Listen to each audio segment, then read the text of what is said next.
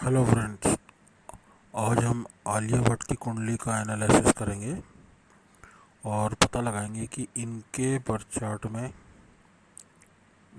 सबसे best planets कौन से हैं, उनसे जुड़े रिश्ते कौन से रहेंगे, सबसे ख़राब प्लैनेट्स कौन से हैं, उनसे जुड़े रिश्ते कैसे रहेंगे, कौन से हाउस इनके लिए सबसे बेस्ट है, कौन से हाउस इनके लिए सबसे ख़राब है।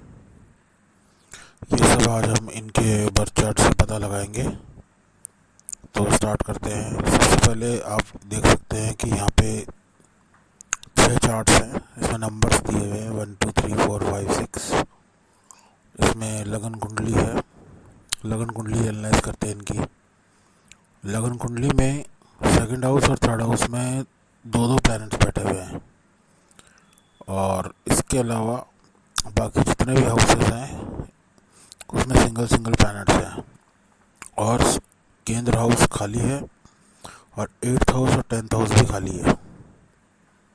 ठीक है ना। तो जो हाउसेस खाली है वहाँ पे इंसान का इंटरेस्ट बहुत कम होता है और जहाँ पे प्लैनेट्स बैठे हुए हैं वहाँ के उसको रिजल्ट श्योर मिलते हैं। चाहे एक हो तो एक मिलेगा एक के हिसाब से, दो हैं तो दो के हिसाब से उसकी श्योरिटी बढ़ जाती है, उसकी पावर बढ़ जाती है। ठीक है ना। तो इनके बर्थ चार्ट में मैं आपको कुंडली देखने का एक अलग तरीका बता रहा हूँ। सेकंड हाउस और थर्ड हाउस में प्लैनेट्स बैठे हुए हैं, मतलब इनकी पूरी लाइफ में इनका सेकंड हाउस और थर्ड हाउस बहुत एक्टिव रहेगा। सेकंड हाउस क्या है? सेकंड हाउस हो गया अपना परिवार वाले भी होते हैं, खुद के परिवार वाले। और सेकंड हाउस होता है आपकी वाणी, आप क्या बोलते हैं, स्पीकिंग कैपेबिलिटी। और सेकंड हाउस होता है आपका फिक्स्ड मनी, अर्न मनी नहीं, फिक्स्ड मनी। थर्ड हाउस होता है आपका कम्युनिकेशन और छोटे भाई बहन। ठीक है ना। और मोस्टली भाई बहन की कैटेगरीज होती है थर्ड हाउस। कम्युनिकेशन भी होता है एंड आपका पराक्रम भी होता है। तो यहाँ पे 4 प्लैनेट्स बैठे हुए हैं तो इनका सेकंड हाउस और थर्ड हाउस काफ़ी स्ट्रांग है। केंद्र खाली है तो कह सकते हैं कि बहुत ज़्यादा ऐसा नहीं रहेगा कि ये बहुत चीज़ों में इन्वॉल्व होती हूँ, हर टाइप की चीज़ों में इन्वॉल्व होना है ना ना। इनके आप देखोगे 5th house, 6th house, 11th house और 12th हाउस, इसमें एक एक प्लैनेट बैठा हुआ है। ठीक है ना। जिसमें केतु जहाँ बैठा होता है वहाँ से इंसान का इंटरेस्ट खत्म हो जाता है या बहुत ज़्यादा इंटरेस्ट उसमें नहीं रहता। वो तब रहता है जब केतु की प्लेसमेंट और उस जिस जगह पे वो बैठा है उसके मालिक की प्लेसमेंट सही हो। मतलब यहाँ पे 2 नंबर लिखा हुआ है 5 नंबर 5th हाउस की राशि में, तो वीनस बनता है। तो वीनस की प्लेसमेंट सही है तो इनका इनकी बेटी के साथ बहुत अच्छा रहेगा रिश्ता और बेटी इनके लिए काफ़ी बेनिफिशियल भी रहेगी क्योंकि वीनस एग्जॉल्टेड है। ठीक है ना।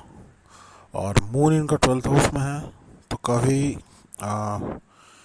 इनको फॉरेन लैंड जैसी चीज़ों में काफ़ी इंटरेस्ट रहेगा। ठीक है ना। और जुपिटर इनका अकेला है जुपिटर। ठीक है। ये बर्थ चार्ट में ये चीज़ देखनी बहुत ज़रूरी है कि कौन सा प्लैनेट अकेला है, कौन सा प्लैनेट कंजक्शन में है या टाइट है। ठीक है ना। तो यहाँ पे मार्स भी अकेला है, जुपिटर भी अकेला है, राहु भी अकेला है और मून भी अकेला है। तो इनसे जुड़ी चीज़ें इनको बहुत ही सिंगल हैंडेड मिलेगी। मतलब जैसे जुपिटर हो गया ज्ञान। ठीक है ना। जुपिटर इस बर्थ चार्ट में बनता है थर्ड हाउस का मालिक और 12th हाउस का मालिक। वैसे तो इस बर्थ चार्ट में जुपिटर की कोई खास वैल्यू नहीं है बट फिर भी जुपिटर नीच का भी हो गया तो इनको जुपिटर का प्रॉब्लम तो आएगा आएगा। ठीक है ना। अब आते हैं मार्स पे। मार्स भी इनका अकेला है तो इनका जो फाइटिंग स्पिरिट है या किसी भी चीज़ को लड़ने वाली जो स्पिरिट है वो इनकी आएगी नहीं, मतलब एकदम खुल के नहीं आएगी। किसी भी चीज़ में काफ़ी लेट आएगी। ये जल्दी से एक्शन नहीं लेगी किसी भी चीज़ के ऊपर, ऐसा कुछ। राहु इनका बहुत अच्छा है। आगे हम पता लगाएंगे कि और प्लैनेट किस हिसाब से हैं, चीज़ें कैसे हैं। अब हम चलते हैं हाउस नंबर 2 पे, सॉरी चार्ट नंबर 2 पे। चार्ट नंबर 2 पे हम देखेंगे ये नक्षत्र टेबल है। ठीक है ना। इसमें हम देखेंगे ज़्यादातर नक्षत्र इजी इजी नक्षत्र है सारे के सारे, कोई भी डोमिनेटिंग नक्षत्र नहीं है। सिर्फ एक पूर्व भाद्र नक्षत्र है सन का, ये थोड़ा सा डोमिनेटिंग है, मगर बहुत ज़्यादा हार्ड डोमिनेटिंग इनमें से कोई सा भी नहीं है। दैट मीन्स इनकी लाइफ बहुत ज़्यादा इजी रहेगी, बहुत ज़्यादा हार्ड डोमिनेटिंग चीज़ें इनकी कहीं से भी नहीं आएगी, ठीक है ना। अगर यहाँ पे भरणी, पूर्वाषाढ़ा एंड इस तरह के नक्षत्र होते हैं, यहाँ पे इनका राहु ज्येष्ठा नक्षत्र में है, तो ज्येष्ठा नक्षत्र फिर भी थोड़ा सा टाइट नक्षत्र है, थोड़ा सा तीक्ष्ण नक्षत्र है, बहुत ज़्यादा डोमिनेटिंग नहीं है, मगर कभी कभी बहुत ज़्यादा डोमिनेटिंग हो जाता है। तो नक्षत्र के हिसाब से देखें तो इनकी लाइफ काफ़ी इजी रहेगी एंड बहुत ज़्यादा डोमिनेटिंग चीज़ें इनको नहीं मिलेगी, ठीक है ना। एंड अब नेक्स्ट चलते हैं चार्ट नंबर 3 पे। ये है कस्पल पोजीशंस का। ये जो चार्ट है इसमें आप ये देखिए किस हाउस के पास स्ट्रेंथ ज़्यादा है, किस में कम है। ये आपको क्लियर बता देगा कि आपका कौन सा हाउस रिजल्ट देने में 100% रेडी है, सुबह शाम दिन रात दोपहर जनवरी फरवरी मार्च एवरी टाइम, और कौन से हाउस के पास पावर ही नहीं है, ठीक है ना। तो आपको ये पता होना चाहिए। अभी हम देखेंगे first house, second house, 10th 11th और 12th, इन हाउसेस के पास बहुत अच्छी पावर है, ठीक है ना। फर्स्ट हाउस की पावर अगर ज़्यादा पावर है तो क्या होगा, इंसान को जब बॉडी का सपोर्ट चाहिए कोई भी काम करने के लिए, कुछ भी करने के लिए, किसी भी प्रॉब्लम से लड़ने के लिए, तो बॉडी उस टाइम फटाक से रेडी हो जाती है। कई लोग हैं पहले चाय पिलाओ, जूस पिलाओ, ये करो वो करो, खाना खिलाओ, तब वो कुछ करेंगे। इनके साथ ऐसा नहीं होगा क्योंकि ऑलरेडी बैटरी चार्ज है। 270 की पावर भी काफ़ी होती है, मगर 250 की पावर अपने आप में 50% पावर है। ओके ओके, अगर फर्स्ट हाउस की आ जाए, बहुत कम होता है वैसे। ये हो गया, मतलब एक आदमी जैसे जिम में जा रहा है, प्रोटीन शेक अश्वगंधा और ये सब खा के जा रहा है, वो वाला रिजल्ट आएगा, समझ रहे हो। अगर 270 की पावर है तब तब ऐसा होगा कि उस आदमी को बिना ये सब चीज़ें खाए हुए जिम में भेज दो और वो अच्छी एक्सरसाइज करके आ जाएगा। अब जिसकी पावर 270 से कम है, मान लो 50 की होती है, तो उसको पहले पाउडर खिलाओ, अश्वगंधा खिलाओ, टैबलेट्स खिलाओ, वे प्रोटीन खिलाओ, तब जाके उससे एक्सरसाइज होगी। खाना खिलाओ, वरना उससे जिम में एक्सरसाइज ही नहीं होगी। अब जिसके पास ऑलरेडी पावर है वो थोड़े से खाने में, थोड़ी सी चीज़ों में ही वो रेडी हो जाएगा, ठीक है ना। सेकेंड हाउस पावरफुल है, that means fixed money. Fixed money वो मनी होता है जो अपन मतलब जिसको अपन कहते हैं कि मतलब जिसको अपन छू सकते हैं, नोट नहीं, नोट को फिक्स मनी नहीं कहेंगे। जो करेंसी नोट होता है उसको फिक्स मनी नहीं कहेंगे, क्योंकि वो आता जाता रहता है। फिक्स मनी में आएगा ज्वेलरी, फिक्स मनी में आएगा कार्स, मकान, ज़मीन, फिक्स मनी में इस तरह की चीज़ें आएंगी, ठीक है ना। फिक्स मनी में आया ग्रोथ, सेकंड हाउस पावरफुल है तो ग्रोथ, सेकंड हाउस ग्रोथ भी दिखाता है और स्टेबल ग्रोथ दिखाता है। स्टेबल, आपने जैसे इन्होंने मान लो 50 में से 25 मूवी इनकी हिट है, तो उन 25 मूवी से इनको लाइफ लॉन्ग काम मिलता रहेगा।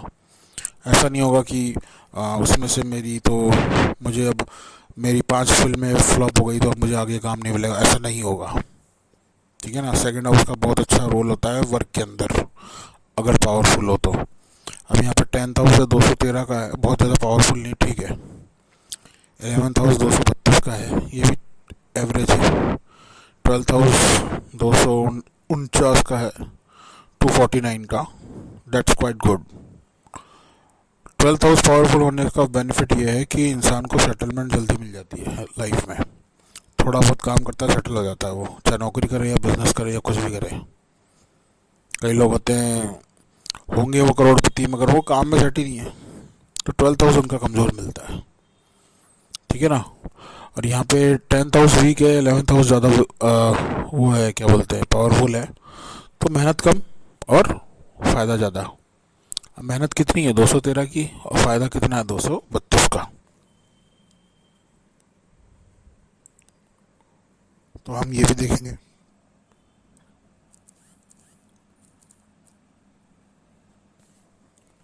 नेक्स्ट चार्ट आता है इनका कस्पल पोजीशंस का, ठीक है ना, प्लानिटरी पोजीशन का, सॉरी, नंबर 4। उसमें हम देखेंगे प्लैनेट कौन कौन से स्ट्रांग है और कौन कौन से वीक है। ठीक है, तो यहाँ हम देखेंगे, यहाँ पे 350 का सन है, 240 का मून है, मरकरी है 319 का, जुपिटर है 168 का, वीनस है 356 का, शनि महाराज है 301 के, और यूरेनस नेपच्यून है 267 का, और एक प्लूटो है 211 का। तो पावरफुल की अगर बात करें तो भाई वीनस काफ़ी पावरफुल है, 356 का। वीनस इनका 5th हाउस का लॉर्ड है, इनके लिए बेनिफिशियल भी है। इनकी बेटी भी, वो भी वीनस के प्रभाव से हुई है, काफ़ी खूबसूरत है। एंड डेफिनेटली आने वाले टाइम में ये भी बॉलीवुड या मूवी इंडस्ट्री को करेंगी इसमें काम। इनका फ्यूचर काफ़ी अच्छा रहेगा, एक्सॉल्टेड है। बट यहाँ पे सन से प्रॉब्लम आएगी। एंड सन है 330 का, मून है 240 का। इनका आप देखोगे वीक प्लैनेट्स में सबसे वीक है केतु। मैं तो कह रहा हूँ अच्छी बात है अगर वीक आया तो इनका केतु, सिर्फ 52 का सॉरी। तो केतु का वीक होना यहाँ पे अच्छा है मेरे हिसाब से, प्रॉब्लम्स कम आएंगी। एंड सबसे वीक आप देखोगे केतु है यहाँ पे। सबसे स्ट्रॉन्गेस्ट है शनि 301 का, अच्छी बात है, मैं तो कहूँगा एसेंडेंट के हिसाब से शनि का स्ट्रॉन्ग होना बहुत अच्छी बात है। और ये जो डिग्रीज़ है ये रियल डिग्रीज़ होती है, लाल किताब वाले से ज़्यादा बेटर रिजल्ट देती है। ठीक है ना, तो हमको पता चल गया भाई कौन सा प्लैनेट्स इनका वीक है, कौन सा स्ट्रॉन्ग है। अब यहाँ पे एक बात और बता दूँ, जैसे दो प्लैनेट्स हैं इनके, मून और मार्स। ठीक है, सॉरी, मून, मार्स और मरकरी। तो मरकरी है इनका 319 का, ठीक है, वो राहु के नक्षत्र में है। मरकरी पावर दे रहा है 319 की, किसको? शनि को और राहु को। ठीक है, ये दिमाग में डाल लें। मार्स दे रहा है 79 की पावर मरकरी को और राहु को। मरकरी की राशि है, राहु का नक्षत्र है। तो अब जो राहु है इनका, राहु की क्या डिग्री है? 232 की। ये 232 की जो डिग्री है ये ओरिजिनल डिग्री है, ओरिजिनल। अब एक होती है हाइड हाइड एनर्जी, एक होती है प्रत्यक्ष एनर्जी। तो प्रत्यक्ष एनर्जी में राहु की एनर्जी आ गई 232 की। ठीक है, और हाइड में राहु की एनर्जी कितनी आ रही है? मार्स दे रहा है 79 की पावर, मरकरी दे रहा है 319 की। तो 79 और 300 को 19 को और जोड़ लो, राहु की डिग्री में है। मगर ये इनडायरेक्ट एनर्जी है, डायरेक्ट नहीं है। ये कब काम आएगी? ये तब काम आएगी जब आप इनके पार्ट्स के हिसाब से यूज़ करोगे, इनको प्रोग्राम करके अपनी लाइफ में करोगे। जैसे राहु है, राहु क्या है? तिगड़म, सम सॉर्ट ऑफ कॉन्स्पिरेसी, दिमाग लगा के कोई काम करना, कहना कुछ करना कुछ, इस टाइप से दिमाग करके कोई काम करना। ठीक है, इस टाइप की एनर्जी है राहु की। ठीक है, थोड़ा सा झूठ बोल के, थोड़ा सा धोखा दे के, इस टाइप की एनर्जी है। कहा कुछ किया कुछ, इस टाइप की। मार्स की है फाइटिंग एनर्जी, आपने किसी चीज़ के लिए फाइट की, वो वाली एनर्जी। मतलब आप किसी चीज़ के लिए थोड़ा टाइम से फाइट कर रहे हो तो आपको वो 79 की एनर्जी और मिलेगी राहु के अंदर। तो राहु की फिर एनर्जी ऑटोमेटिक बढ़ जाएगी। तो मतलब कहने का मतलब ये है, कहीं पे कोई नक्षत्र आ गया किसी प्लेनेट के अंदर, तो जो नक्षत्र का जो मालिक है उसके अंदर उस प्लेनेट की एनर्जी ऐड हो जाएगी, मगर डायरेक्ट नहीं होगी, इनडायरेक्ट होगी। ठीक है ना। अब 356 का वीनस है, ये मरकरी को पावरफुल कर रहा है, 356 की इनडायरेक्ट पावर दे रहा है मरकरी को, वो ऑलरेडी 319 का है। तो ये तो अब 600 के अराउंड हो गई। ठीक है ना। तो इन सब चीज़ों का भी ध्यान रहे। इन टेबल्स को, इस तरह के चार्ट्स को कोई एनालाइज ही नहीं करता है। कौन करेगा इतनी माथा बच्ची, कौन करेगा? खैर मैं कर रहा हूँ, मैं आपको दिखा भी रहा हूँ। इसके बाद हम आते हैं प्लैनेट सिग्निफिकेशंस में। इससे पता चलता है कि भाई कौन सा प्लैनेट आपको क्या नंबर्स दे रहा है, वो नंबर्स अच्छे हैं बुरे वो पकड़ो, आप उनको चेक करो। अब सन है यहाँ पे दे रहा है 2 8 12, और जुपिटर है वो दे रहा है 7 8 11 12 जुपिटर। तो यहाँ पे दो प्लैनेट ऐसे हैं जो 8 12 8 12 दे रहे हैं, मतलब ये दोनों प्लैनेट खराब है। ठीक है, बिल्कुल ख़राब है। इनको मेरे हिसाब से रिक्वायरमेंट नहीं है। सन हो गया पिता, फादर की तरफ से इनको प्रॉब्लम्स आएंगी, डेफिनेटली आएंगी। ठीक है। जुपिटर, जुपिटर हो गया ज्ञान, ये किसी की जिम्मेदारी लेते हैं, किसी मतलब अपनों की नहीं, वैसे किसी की अदर में। जुपिटर हो गया ज्ञान, किसी को राय देना। ठीक है, दैट्स नॉट गुड। इसमें राय वाले फीचर में शनि भी आता है, मगर यहाँ पे जुपिटर ज़्यादा आएगा, जो फ्री सर्विस वाली है ना, जो भी राय। एंड जुपिटर कारक है धर्म का, आपकी स्पिरिचुअल उन्नति का, इस टाइप की चीज़ें। और जुपिटर है मोस्टली ज्ञान का कारक है, ज्ञान, हर चीज़ का ज्ञान होगा। अगर मूवीज़ में बहुत ज़्यादा फिलोसॉफिकल, स्पिरिचुअल और इस तरह की चीज़ें दिखाई जाएगी तो वो अच्छा नहीं रहेगा। मगर उसी मूवी में अगर राहु वाला एलिमेंट डाल दें, जैसे इनकी एक मूवी आई थी ब्रह्मास्त्र वाली, तो उसमें राहु वाला एलिमेंट बहुत था, तो उसकी वजह से इनको ग्रोथ मिलेगी। इफ़ेक्ट्स, ये वो सब चीज़ें, VFX वगैरह, पता नहीं क्या क्या नाम होते हैं, तो वो इनको बहुत सपोर्ट करेगी। ठीक है ना। जितना ज़्यादा इमोशनल अगर ये हो जाती है तो इनके लिए प्रॉब्लम रहेगी, कि पाइसेस साइन जो है इनका, उसमें दोनों सन और जुपिटर का है। सन खराब बैठा उसमें, जुपिटर का वो साइन है ही। ठीक है, तो वो भी ख़राब है। बाकी सारे इनके प्लैनेट्स अच्छे हैं। इनका देखा जाए तो ज़्यादातर प्लैनेट्स 10-11 दे रहे हैं, 11 काफ़ी सारे दे रहे हैं, तो ग्रोथ इनको खूब मिलेगी। ठीक है ना। अब आते हैं षडबल पे, 6 नंबर पे। अब इसमें हम देखेंगे कि इनके कुछ हाउसेस हैं, जैसे फर्स्ट और सेकंड हाउस दोनों की इक्वल डिग्री है, 11th और 12th हाउस इनकी भी इक्वल डिग्री है। तो इसमें हमको इस चार्ट में ये देखना है कि सबसे कम किसकी है, सबसे ज़्यादा किसकी है। जिसकी कम है और जिसकी ज़्यादा है, उसकी आप कस्पल पोजीशन वाला जो टेबल है तीसरे नंबर का, उसमें जाके एक बार क्रॉस चेक कर लें कि भाई उसके बराबर आ रहा है कि उससे कम आ रहा है। जैसे फर्स्ट की इसमें आ रही है 392, तो 400 के आसपास है। इनके फर्स्ट में डिग्री आई है 270 की, वो भी काफ़ी ज़्यादा है। तो मतलब दोनों चार्ट्स ने एक चीज़ श्योर कर दी कि भाई बॉडी के मामले में, एनर्जी के मामले में हाई एनर्जी रहेगी। सेकंड हाउस की भी पावर अच्छी है, कस्पल में भी सेकंड हाउस की अच्छी है, तो क्रॉस चेक में दोनों बराबर आ रहे हैं। ठीक है। अब यहाँ पे 11th और 12th की आ रही है 384, सॉरी 300, 11th की आ रही है 384 और 12th की आ रही है 348। तो 11th ज़्यादा पावरफुल आ रहा है, 12th ज़्यादा कमज़ोर आ रहा है, तो यहाँ पे मिक्स रिजल्ट मिलेंगे। ठीक है ना। अब इसमें 5th हाउस की आ रही है 441, और कस्पल वाले में 5th हाउस की आ रही है सिर्फ 52। तो इसमें मिक्स रिजल्ट आएंगे, एंड मोस्टली ऐसे रिजल्ट आएंगे जो कभी बहुत कम, कभी बहुत ज़्यादा आएंगे, बट फिर भी ये मेरे हिसाब से ज़्यादातर कम ही रहेंगे। अब 7th हाउस की बात करते हैं। 7th हाउस में इनकी सिर्फ 90 डिग्री है, 90। ठीक है ना। यहाँ पे मून है राशि का मालिक, और जुपिटर है नक्षत्र का मालिक। फिर जुपिटर फिर ख़राब है यहाँ पे, 7th हाउस में पावर ही नहीं है, 90 है सिर्फ। तो कह सकते हैं इनकी मैरिज जो चल रही है वो चल ठीक रही है, जब तक राशि के हिसाब से, मून के हिसाब से, मून अच्छा है इनका।